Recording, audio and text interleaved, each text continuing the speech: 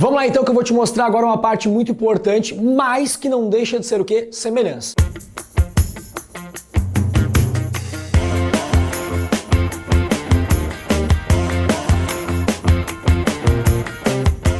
Com o que eu te mostrei até agora nessa aula, com o que você já viu da definição de semelhança, você não precisaria saber disso daqui para resolver a questão. Mas é aquela coisa, né? Sabendo da definição do teorema fundamental da semelhança, em algumas questões isso pode facilitar e acelerar um pouquinho para você. Vamos ver então? Olha só o que diz o teorema fundamental da semelhança. Eu vou lendo a definição e já vou montando a estrutura geométrica, o desenho que representa essa definição. Vamos lá então? Olha só. Se uma reta é paralela a um dos lados de um triângulo, então você vai ter um triângulo ABC, tudo bem? E nós vamos traçar uma reta paralela a um dos lados. Legal? Estamos lendo e montando a situação para que você entenda não só a parte escrita, às vezes é muito vago, né? E o desenho também às vezes não ajuda a interpretar. Agora, fazendo a construção, você vai entender perfeitamente. E olha só, essa reta que é paralela a um dos lados, ela encontra os outros dois lados em pontos distintos. Então ela encontra no lado AB e no lado AC, que eu vou chamar de D e E, beleza? Tá legal. Adriano, até agora eu entendi. Mas daí, o que acontece? Quando tem uma reta paralela a um dos lados, olha só o que vai acontecer então. Então, o triângulo que ela determina é semelhante ao primeiro. Essa reta, você concorda que ela pegou o triangulão e ao ser traçada, ela determinou um triângulo o quê? Menor. E o triângulo menor que ela determinou é semelhante ao grandão. Em outras palavras, se você tem um triângulo e traça uma reta paralela a um dos lados, o triangulinho formado é semelhante ao triangulão. Sério, Adriano, que é semelhante mesmo? Duvido. Vamos ver. Vamos lembrar? Quando que dois triângulos são semelhantes? Quando tiverem dois ângulos congruentes, que é o terceiro com o terceiro é congruente, e eles terão lados proporcionais, é semelhante. Então basta eu te provar que tem pelo menos o quê? No triangulinho e no triangulão, dois ângulos congruentes. Combinado? Esse ângulo ali em cima que eu vou marcar, eu vou chamar de alfa. Você concorda que ele é ângulo do pequenininho e é ângulo do grandão também? Isso eu concordo. Me prova o outro então. Lembra de uma propriedade lá de ângulos, lá no início da geometria? Quando eu tenho retas paralelas e eu corto por uma transversal, os ângulos menores são todos iguais e os maiores são todos iguais. Ó, quando eu tenho retas paralelas e eu corto por uma transversal, eu vou formar ângulos menores e ângulos maiores. E todos os menores são iguais. E todos os maiores também são iguais. E reta paralela cortei por transversal. Você concorda que esse ângulo aqui é um pequeno? Mas esse aqui também é um pequeno. Já que os pequenos são todos iguais, eles são o quê? Congruentes. Portanto, beta e beta. Triângulo pequenininho, alfa, beta, o terceiro é o quê? Gama. Triângulo grandão, alfa, beta, o terceiro é o quê? Gama. Ou pelo mesmo motivo anterior. Retas paralelas, se eu cortar por uma transversal, os pequenos são iguais, são congruentes, e os grandes são iguais, são congruentes, portanto gama é gama. Pegou então? Conclusão, o triângulo ABC grandão é semelhante ao triângulo ADE, que é o pequenininho. Tem uma reta paralela a um dos lados do triângulo, o triangulinho é semelhante ao triangulão. Vamos ver a questão então? Olha só uma questão legal para você ver agora, que vai utilizar essa definição que nós acabamos de ver. Questão número 3, da onde? Do MTM, é daqui, muito bem. Considere um triângulo ABC de altura 24 centímetros e base BC 12 centímetros. Informação importante, óbvio, são as dimensões do triângulo. Um retângulo DEFG está inscrito no triângulo ABC, com D e E, os pontos DE, pertencentes à base BC. O segmento DE, já que é um retângulo, vai estar pertencente à base BC. Informação importante também. Qual deve ser o comprimento dessa medida DE, ou seja, de um dos lados do retângulo, para que o retângulo, tenha área máxima? Eu estou colocando um retângulo dentro de um triângulo, com certas características, nós já vamos montar. E eu estou te perguntando, qual é uma das dimensões do retângulo para que ele tenha área máxima? Falou em máximo e mínimo, tá te lembrando o quê?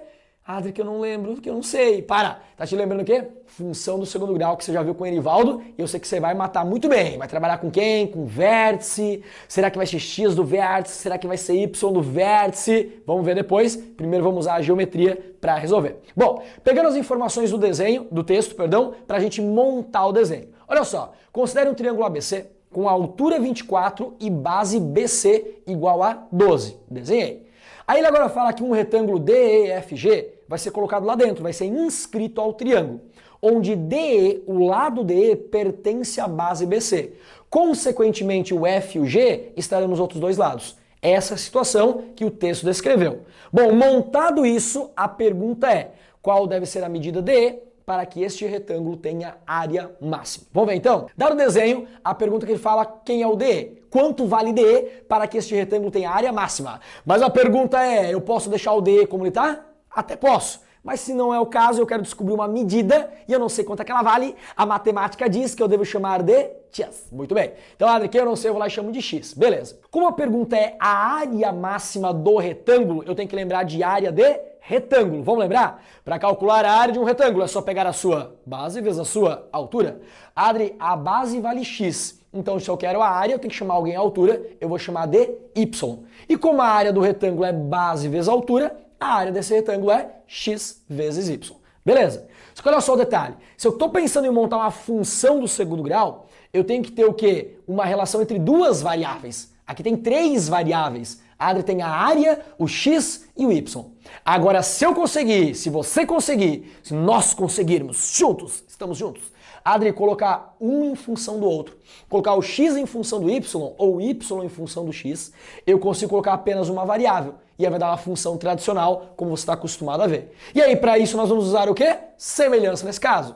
Adri, mas onde é que está a semelhança? Do teorema fundamental da semelhança. O teorema dizia o quê? Que se eu tiver uma reta paralela a um dos lados do triângulo, o triângulo menor formado é semelhante ao triangulão. Você tá ficando louco? Não tem reta paralela a um dos lados. Claro que tem. Que figura que é essa aqui? Retângulo. E se essa figura é um retângulo, ele é um paralelogramo, né? Todo retângulo é um paralelogramo. E o paralelogramo é um quadrilátero que tem os lados opostos o quê? Paralelos. Quer dizer que FG é paralelo a BC ou AD. Então ali tem uma reta paralela a um dos lados do triângulo. Conclusão, o triangulinho, o AGF, é semelhante ao ABC, que é o triangulão. Caraca, Adri! E se eu conseguir montar a semelhança que envolva x e y, eu isolo um em função do outro, troco aqui e aí eu vou para a parte de função. Exatamente. Bora nós então? Semelhança do pequenininho com o grandão. Mas para ficar bonitinho, eu vou começar com a medida do grandão. Eles são semelhantes. Pode marcar os ângulos? Pode, mas nesse caso eu vou direto ao ponto. Vamos lá então? Começou.